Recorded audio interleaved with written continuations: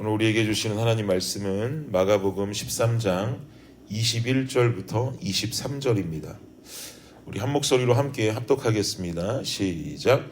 그때에 어떤 사람이 너희에게 말하되 보라 그리스도가 여기 있다 보라 저기 있다 하여도 믿지 말라.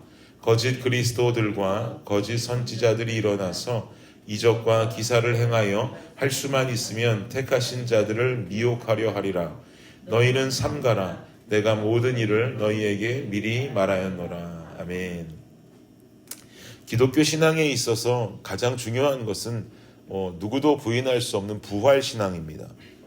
부활신앙. 예수 그리스도의 십자가의 죽음이 죄 많은 인류를 구속하셨고 그것으로 끝나는 것이 아니라 3일 만에 부활하셨다. 이것이 우리에게 주는 의미는 우리들 또한 더 이상 예수 그리스도 그 만남 이전의 삶을 살아가는 것이 아니라 구속함 이후에 새로운 삶을 다시 부활해서 살아간다라고 하는 중요한 의미가 됩니다. 이것이 바로 부활신앙이라는 것이 우리에게 주는 메시지입니다. 그래서 예수를 믿고 구속함을 입은 성도라면 예수 그리스도와 함께 부활함으로 말미암아 갈라디아서 말씀처럼 그런즉 이제는 내가 사는 것이 아니요 오직 내 안에 그리스도께서 사시는 것이라고 하는 그 사도 바울의 고백을 우리의 삶으로 실천하며 살아야 하는 것입니다. 그래서 부활신앙이 기독교 신앙에 있어서 아주 중요한 역할을 차지합니다. 그런데 이 부활신앙만큼이나 중요한 것이 또 재림신앙입니다. 예수 그리스도의 재림이 존재하지 않는다면 우리가 이렇게까지 열심히 살아갈 필요 있겠습니까?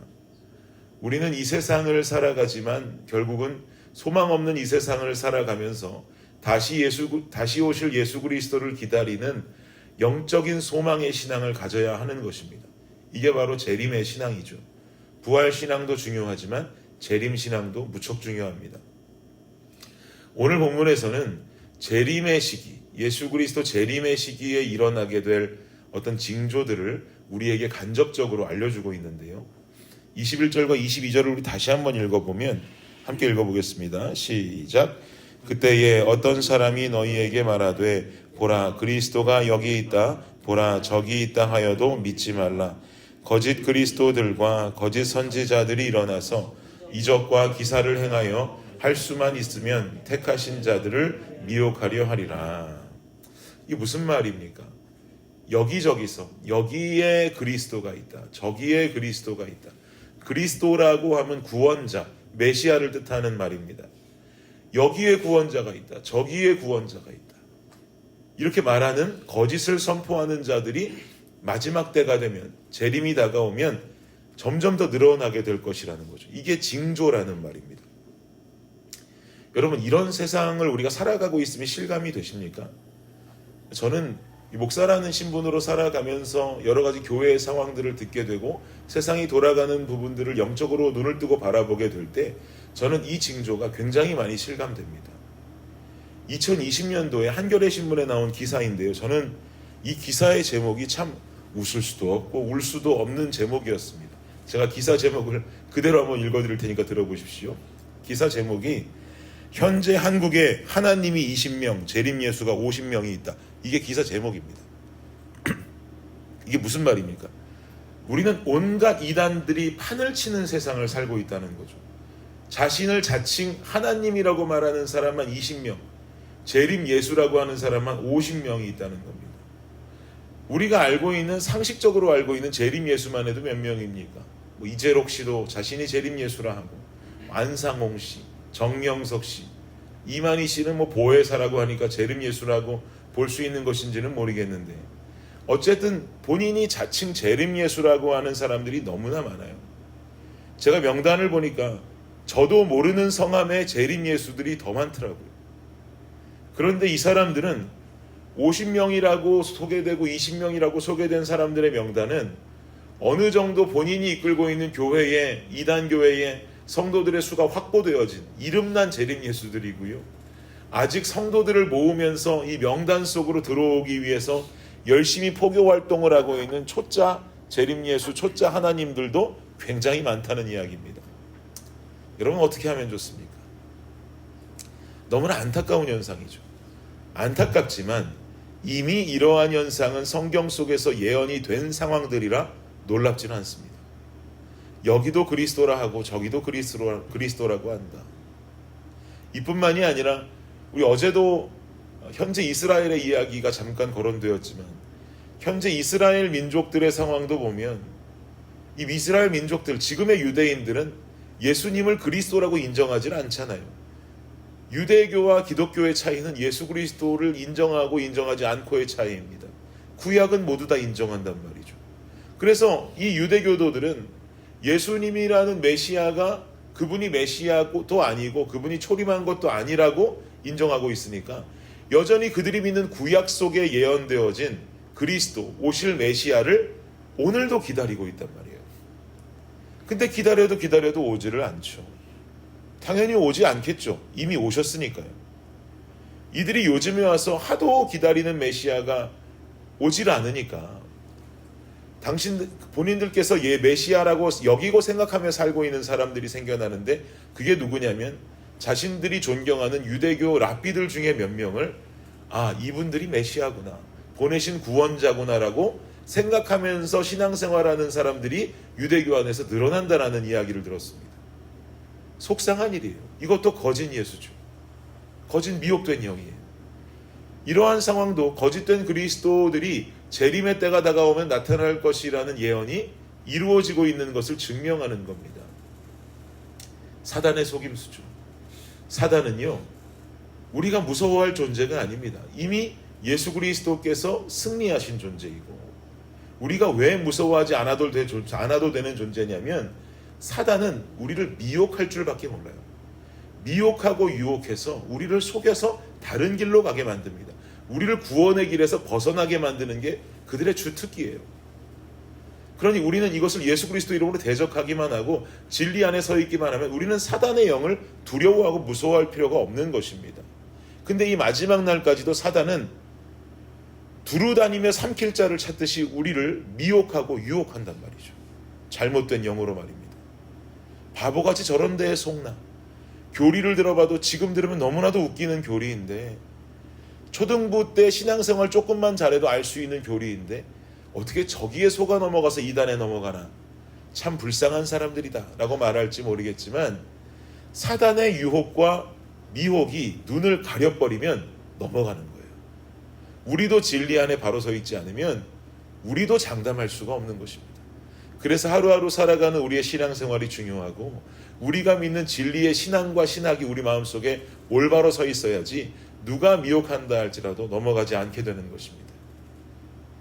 그럼 이렇게 사단이 미혹하고 유혹하는 이 마지막 때 우리는 어떤 삶을 살아야 될까?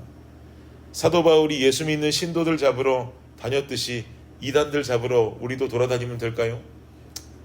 그렇지 않죠. 우리는요, 이 말씀을 함께 기억해야 합니다. 베드로후서 3장 9절 10절인데요. 제가 참 좋아하는 말씀입니다. 주의 약속은 어떤 이들이 더디다고 생각하는 것 같이 더딘 것이 아니라 오직 주께서는 너희를 대하여 오래 참으사 아무도 멸망하지 않고 다 회개하기에 이르기를 원하시느니라. 그 다음 10절이 중요한데요. 그러나 주의 날이 도둑같이 오리니 그날에는 하늘이 큰 소리로 떠나가고 물질이 뜨거운 불에 풀어지고 땅과 그 중에 있는 모든 일이 드러나리로다. 아멘. 오늘날 많은 이단들이 말하는 것은 잘못된 종말론, 잘못된 재림론을 말하고 가르칩니다. 이미 재림이 본인들로 인해서 일어났다고 말하고 가르치는 이단들도 무수히 많습니다.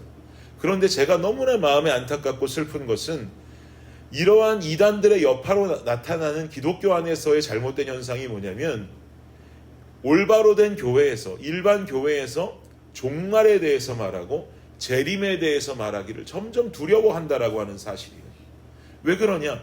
재림을 말하면 재림 이꼬르 이단이라고 생각하거든요. 그래서 재림을 말하는 자들 중에 이단들이 많다 보니까 재림 신앙을 가지고 살아야 합니다. 예수님 곧 오십니다라고 강하게 설파하는 교회들의 숫자가 점점 줄어지고 있다는 거예요. 그러나 이 재림에 관한 이해는 아주 중요합니다. 예수 그리스도께서 재림이 더뎌지고 있는데 그 더뎌지는 이유는 다른 게 아니라는 거예요. 오늘 베드로후서 말씀 3장 9절에서 말씀하시는 것처럼 예수님의 재림이 늦어지고 있는 이유는 한 가지입니다. 오래 참고 계시기 때문이에요. 참고 계세요. 뭘 오래 참으십니까? 아무도 멸망하지 않고 회개에 이르기를 바라는 그 마음 때문에 오늘이라도 당장 이 땅에 오셔서 우리를 만나고 싶어 하시는 그 재림의 예수님께서 이 재림의 시기를 늦춰가면서 참고 계시다는 거예요. 한 사람이라도 더 구원해야 되거든요. 한 사람이라도 더 회개시켜야 돼요. 그리고 주님 앞으로 돌아와야 하는 것입니다. 그러면 그리스도의 성도들이 이 마지막의 때에 주님께서 참고 기다리시면서 재림의 때를 늦추고 계시는 이 상황 속에, 그럼에도 불구하고 재림의 징조는 계속해서 보여지는 이 때에 우리가 해야 될 것은 무엇일까요? 오래 참고 계시는 예수님의 마음을 헤아리는 것인 줄을 믿습니다. 헤아리려면 우리는 어떻게 해야 합니까? 우리는 영혼을 구원하는 일에 최선을 다하고 그 하나님의 사역에 동역하고 참여해야 합니다. 복음 전하는 일에 최선을 다해야 한다라는 것입니다. 영혼 구원과 복음의 전파는 교회의 덩어리와 교회의 크기를 위함이 아닙니다. 예수 그리스도의 재림을 기다리는 성도의 사명이고 본분인 줄을 믿습니다. 주님은 오늘 다시 오고 싶어 하세요. 지금이라도 당장 공중에서 구름 속에서 나팔 불며 구름 타고 다시 내려오시기를 원하십니다. 그러나 오래 참고 기다리세요. 한 영혼, 그 한 영혼, 죽어가는 그 한 영혼이라도 천국으로 인도하실 수 있도록, 다시 만나는 그 영혼이 예수님 믿는 영혼으로 만나실 수 있도록 오늘도 참고 기다리고 계시는 것입니다.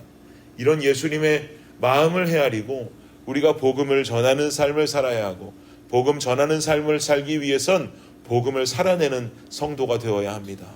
이 사명을 잊지 마시고 오늘도 살아내고 전하며 예수 그리스도의 재림이 하루라도 빨리 속히 올 수 있도록, 마라나타 예수님 어서 오시옵소서라는 신앙 가지고 노력하며 살아갈 수 있는 우리의 삶이 되시기를 예수님의 이름으로 축복합니다.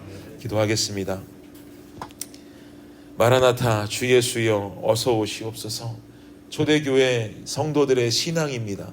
하나님, 이 신앙이 잘못된 이단들로 인해서 오늘 가리워져서는 안 되겠습니다. 다시 오실 예수님을 기다리고 다시 오실 예수님을 소망하는 이 건강한 신앙이 우리에게 사라지지 않게 하여 주옵소서.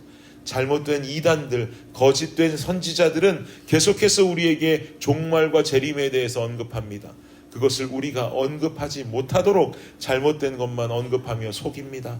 주님, 이 세상 속에 정신 똑바로 차리고 영적인 마음과 진리 속에서 우리가 그런 것들에 현혹되지 아니하며 우리는 다시 오실 예수님을 향한 소망을 가지고 올바른 재림에 관한 이해를 가지고 복음을 전파하고 영혼을 구원하는 이 사역에 동참하는 우리 모든 블레싱 성도들의 삶이 되게 하여 주옵소서. 주님, 복음 전파 위해서 먼저 할 것은 복음을 사는 것입니다.